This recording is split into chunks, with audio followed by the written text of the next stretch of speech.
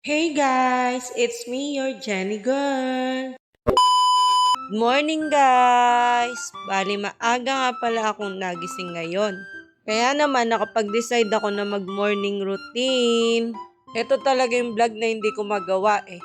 Kasi nga, panggabi ako sa work ko tapos tulog ako sa umaga. Bali pagkabangon ko nga ay ayan, tumutulala ako saglit. Then ayun, tsaka ako naghihilamos ng mukha ko. Siyempre, para magising na ako sa katotohanan. Katotohanan na hindi ako yung pinili niya. Eme, grabe ka na, Jenny girl. O baka may maniwala. Charot lang syempre. At ayun nga, bali nagpainit nga pala ako ng tubig para sa aking kape. Tapos niready ko rin yung mga lulutuin ko para sa aking almusal. Actually, bihira talaga ako makapag-almusal. Madalas ay lunch or hapon na yung kain ko. Dahil nga panghapon ako sa work ko, kaya tanghali na ako gumigising. Bali, yung lulutuin ko nga pala ngayon para sa aking almusal ay hotdog, pansit canton, tsaka tinapay. Yung tinapay ay iinitin ko lang din kasi nga galing sa rep, medyo malamig siya. Hindi nga pala ako magra-rice ngayon dahil bukod sa wala na akong stock ng bigas, ay nagbabawas rin ako ngayon sa pagkain ng kanin. Siguro mga once a day lang ako kumakain ng kanin. Tapos minsan hindi na ako kumakain ng kanin. Sinasanay ko yung sarili ko na tinapay na lang yung kinakain ko. Kapag ganito sabi nila diet daw. Kaso hindi ko siya matawag na diet kasi nga kumakain pa rin naman ako ng mga may carbs. Siguro nagbabawas lang talaga ako and for healthy living na rin. Priority ko kasi yung health ko ngayon. Kahit hindi naman ako sakitin. Wala lang. Sabi nga nila prevention is better than cure. Kumbaga, nag-iingat na ako para hindi ako magkasakit.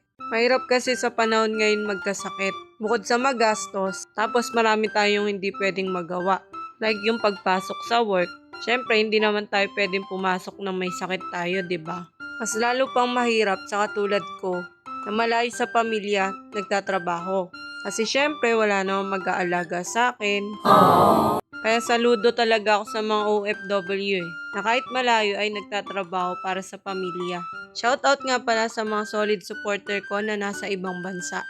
Kay Ate Alma Magindra, CY San, Trisha Rose Pabros, sa Tita Lulu ko, Ate Mani, at sa lahat ng mga lagi nakasuporta sa vlog ko. Hindi nyo alam na napapansin ko kayo at na-appreciate ko yung support ang binibigay nyo sa akin. Kahit na malayo kayo ay ramdam na ramdam ko kayo. Salamat dahil sa inyo napupush akong mag-vlog. Asahan nyo na mas lalo ko pang sisipagan. Lalo na ngayon, 4K followers na tayo. Konting push na lang malapit na mag 5K. Walang bitawan please. Dahil isasama ko kayo sa selebrasyon ko. Abangan nyo yung hinanda kong ayuda para sa inyo. Siyempre hindi ako papayag na ganun-ganun na lang. Ito yung way ko para magpasalamat sa inyo. Basta patuloy lang kayong sumuporta sa akin ha. Sana wag kayong magsawa sa panonood sa mga vlogs ko. Sa susunod magsha-shoutout ulit ako sa vlog. Comment lang kayo kung sino gusto. Yun lang naman. Maraming salamat sa panonood.